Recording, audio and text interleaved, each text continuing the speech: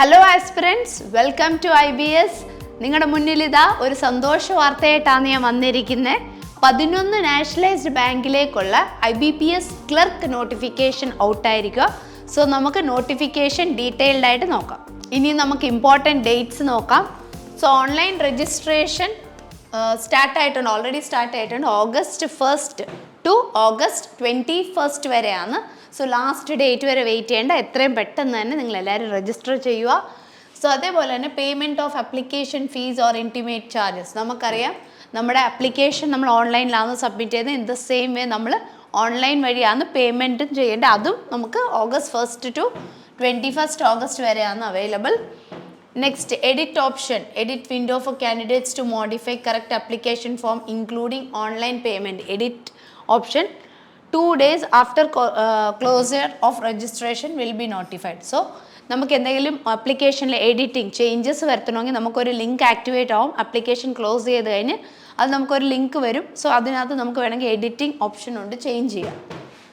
Next, conduct of pre examination training, അത് September 2026 so next, downloading of call letter for the prelims examination. നമുക്കറിയാം preliminary എക്സാമിലേക്കുള്ള admit card അല്ലെ hall ticket download ചെയ്യാൻ നമുക്ക് email through intimate ചെയ്യും. അത് നമുക്ക് September 2026 next, online examination preliminary examination October 2026. Then result of online examination preliminary November 2026. Then downloading of call letter for the mains November 2026. Then online examination mains December 2026. So last നമ്മുടെ provisional allotment അത് നമുക്ക് March 2027. So these are the important dates.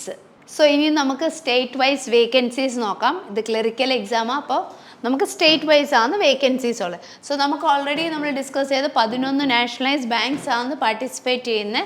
അതിനകത്ത് നമുക്ക് ഓരോന്ന് നോക്കുന്നത് overall നമുക്ക് കേരളത്തിലുള്ള vacancies എന്ന് പറഞ്ഞാൽ 108 ആണ്. സോ നമ്മൾ ബാങ്ക് വൈസ് നോക്കുക, കാറ്റഗറി വൈസ് ആണ് SC 9, then ST OBC 29 and EWS 8, general 62, എല്ലാം കൂടെ ആഡ് ചെയ്യുമ്പോൾ നമുക്ക് ടോട്ടൽ കേരളത്തിൽ 108 വേക്കൻസീസ് ആണ്.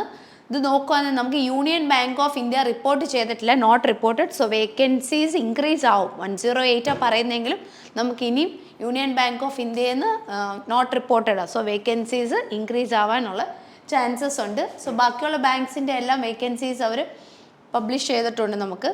സോ ഇത് നോക്കുകയാണെങ്കിൽ ഓവറോൾ നമുക്ക് കേരളത്തിൽ 108 പ്ലസ് വേക്കൻസീസ് ആണ്. ഇനി ലക്ഷദ്വീപിൻ്റെ വേക്കൻസീസ് നോക്കുകയാണെങ്കിൽ നമുക്ക് ഓവറോൾ ടോട്ടൽ വേക്കൻസീസ് 11 ആണ്. അതിനകത്ത് ST 4 വേക്കൻസീസ് ഉണ്ട്, അതേപോലെ EWS 1 vacancy and unreserved 6. Overall നമുക്ക് 11 വേക്കൻസീസ് ആണ് ലക്ഷദ്വീപിൽ.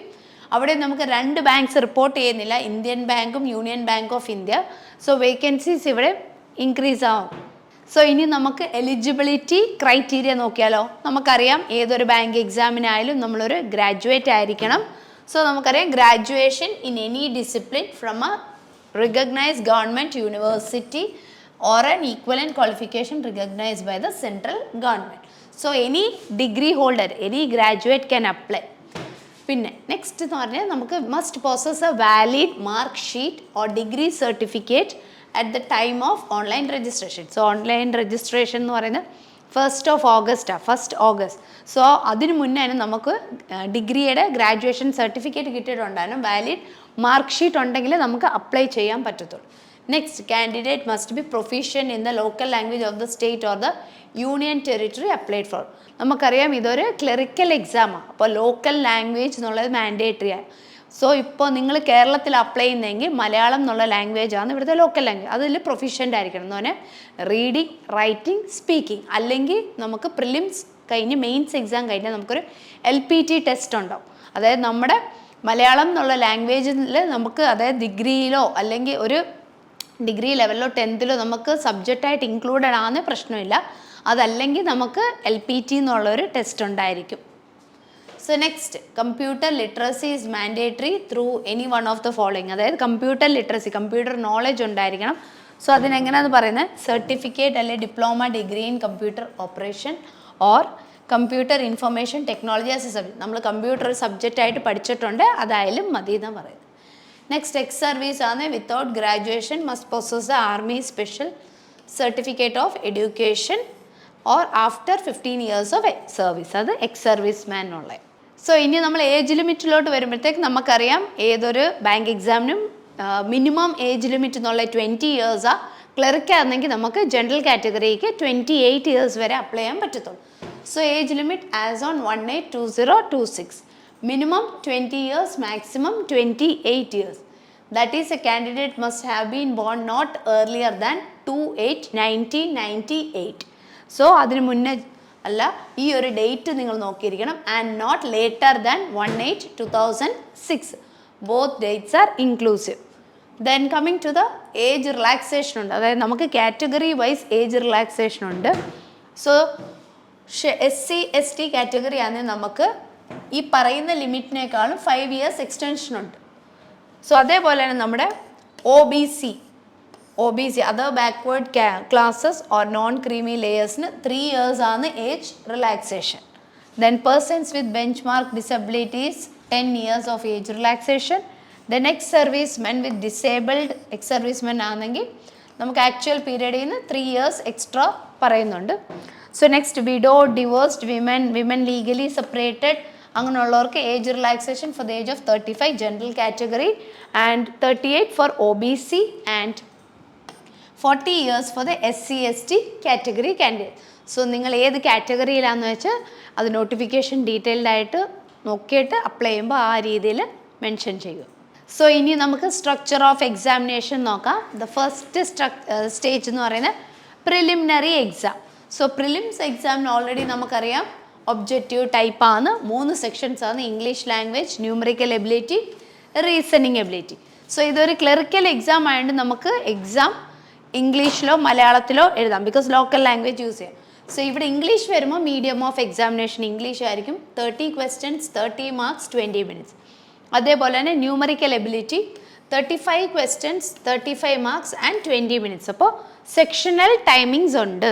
അതേപോലെ തന്നെ നമ്മുടെ reasoning ability 35 questions, 35 marks and 20 minutes. So overall 100 questions, 100 marks, 60 minutes. അപ്പോൾ ഓരോ ക്വസ്റ്റിനും 1 mark വെച്ചാൽ ഇവിടെ നമുക്ക് നെഗറ്റീവ് മാർക്കിംഗ് ഉണ്ട് 0.25, അതായത് 1/4 ആണ് നെഗറ്റീവ്. സോ പ്രിലിംസ് ക്വാളിഫൈ ആവുന്നവരായിരിക്കും നെക്സ്റ്റ് സ്റ്റേജ്, അതായത് മെയിൻസിലേക്ക് ക്വാളിഫൈ ആവുന്നത്. സോ ഇനി നമുക്ക് മെയിൻസിൻ്റെ നോക്കാം. അതായത് ഓൾറെഡി പ്രിലിംസ് ഷോർട്ട് ലിസ്റ്റ് ആയി കഴിഞ്ഞവർ മെയിൻസ് എക്സാം എഴുതും. സോ മെയിൻസും നമുക്കറിയാം ഒബ്ജക്റ്റീവ് ടെസ്റ്റാണ്. ഇവിടെ 2 phases ഉള്ളൂ, ഒന്ന് പ്രിലിമും മെയിനും. ഇതൊരു ക്ലറിക്കൽ ലെവലായതുകൊണ്ട് നമുക്ക് ഡിസ്ക്രിപ്റ്റീവോ ഇൻ്റർവ്യൂവോ ഇല്ല. സോ ഈസി ആയിട്ട് നമുക്കൊരു ഗ്രാജുവേറ്റ് ആയിട്ട് കേരളത്തിൽ തന്നെ വർക്ക് ചെയ്യാൻ പറ്റിയ ഒരു നല്ലൊരു അഡ്വാൻറ്റേജ് ആയത്. സോ നമുക്കിവിടെ 4 sections ഉള്ളത്. ജനറൽ അവെയർനെസ് അല്ലെ financial awareness, general English, reasoning ability, quantitative aptitude. So ഇവിടെ മീഡിയം ഓഫ് എക്സാമിനേഷൻ ഇംഗ്ലീഷിന് മാൻഡേറ്ററി ആയിട്ട് നമുക്ക് ഇംഗ്ലീഷിൽ എഴുതാൻ പറ്റത്തുള്ളൂ. സോ നിങ്ങൾക്ക് ജനറൽ അവെയർനെസ് അല്ലെ financial awareness 40 questions, 50 marks, 20 minutes. അതേപോലെ English 40 questions, 40 marks, 35 minutes. Next reasoning 40 questions, 60 marks, 35 minutes. പിന്നെ next quantitative aptitude 40 questions, maximum 50 marks and 35 minutes. So overall നമുക്ക് 160 questions എല്ലാ സെക്ഷനിൽ നിന്ന് 40, 40, 40. ആൻഡ് മാക്സിമം മാർക്സ് നമുക്ക് 200ലാണ്. 125 minutes ആണ് exam timing ഉള്ളത്. So 2 stages മാത്രമേ ഉള്ളൂ, പ്രിലിംസ്, മെയിൻസ്. സോ ഇത് ക്വാളിഫൈ ആയിക്കഴിഞ്ഞാൽ നമുക്കൊരു ബാങ്കർ ആവാം. ഒരു ഗ്രാജുവേറ്റിന് കിട്ടാവുന്ന ഒരു ഗോൾഡൻ ഓപ്പർച്യൂണിറ്റി ആണിത്. സ്വന്തം നാട്ടിൽ നിന്നുകൊണ്ട് ഉയർന്ന ശമ്പളത്തിൽ വർക്ക് ചെയ്യുക എന്നുള്ളത്. സോ ഇപ്പോൾ നമ്മൾ നോക്കിക്കഴിഞ്ഞാൽ SBI POയുടെ എക്സാം കഴിഞ്ഞ് IBPS PO ഇതാ വരുന്നത്. Next IBPS clerk. ഈ 3 എക്സാംസിനും ഒരു കോമൺ ആയിട്ടുള്ള സിലബസേ ഉള്ളൂ. സോ അത് നോക്കുക, നമ്മൾ ഒരു കൺസിസ്റ്റൻസിയോടെ നമ്മുടെ പ്രിപ്പറേഷൻ കൊണ്ടുപോകുന്നത് വളരെ ഫോക്കസ്ഡ് ആയിട്ട് ഒരു പ്രോപ്പർ പ്ലാനിങ്ങും സ്ട്രാറ്റജിയും ഉണ്ട്. നമുക്ക് ഈ ഒരു എക്സാം എന്ന് പറഞ്ഞാൽ വളരെ ഈസി ആയിട്ട് തന്നെ ക്രാക്ക് ചെയ്യാം. സോ ഇനി നമുക്ക് നോക്കാം what institute of banking studies provides. അതേപോലെ നമുക്ക് ഓൺലൈൻ ഓഫ്ലൈൻ എക്സ്റ്റെൻസീവ് ക്ലാസ്സസ് ഉണ്ട്. അലോങ് വിത്ത് ദാറ്റ് നമ്മൾ സ്റ്റഡി മെറ്റീരിയൽസ് പ്രൊവൈഡ് ചെയ്യും. അതേപോലെ തന്നെ നമുക്ക് ഓൾറെഡി അറിയാം ഓൺലൈൻ എക്സാംസ് ആണ് bank exam. So computer lab facility ഉണ്ട്. എന്താണ് നിങ്ങൾ എക്സാം എഴുതുന്ന അതേ എൻവയറമെൻറ്റ് ആയിരിക്കും ഇവിടെ പ്രൊവൈഡ് ചെയ്യാൻ. സോ നിങ്ങൾക്ക് ആ ഒരു ഫിയർ ഒക്കെ പോകാൻ വേണ്ടി നെക്സ്റ്റ് ലൈബ്രറി സപ്പോർട്ട് ഉണ്ട്. ഓൾറെഡി എക്സാം ഞാൻ പറഞ്ഞു ഓൺലൈൻ ആയിരിക്കും. സോ നമുക്കൊരു IBS വിജ്ഞാൻ ആപ്പ് ഉണ്ട്. അതിൽ കൂടെ നമ്മൾ മോക്ക് ടെസ്റ്റ് റെഗുലർലി മോക്ക് ടെസ്റ്റും ഫുൾ ലെങ്ത് എക്സാംസും കണ്ടക്ട് ചെയ്യും. സോ അലോങ് വിത്ത് ദാറ്റ് നമ്മൾ റെക്കോർഡഡ് ക്ലാസ്സസ് വരും നിങ്ങൾക്ക്. അതേപോലെ തന്നെ വീക്ക്ലി മോക്ക് ടെസ്റ്റും ഡെയിലി സ്പീഡ് ടെസ്റ്റും കണ്ടക്ട് ചെയ്യും നിങ്ങളുടെ ഒരു പ്രിപ്പറേഷനെ എൻഹാൻസ് ചെയ്യാൻ. സോ ഇനി എന്തിനാ വെയിറ്റ് ചെയ്യുന്നത്? നിങ്ങളുടെ പ്രിപ്പറേഷൻ IBSനോടൊപ്പം സ്റ്റാർട്ട് ചെയ്യുക. And all the best.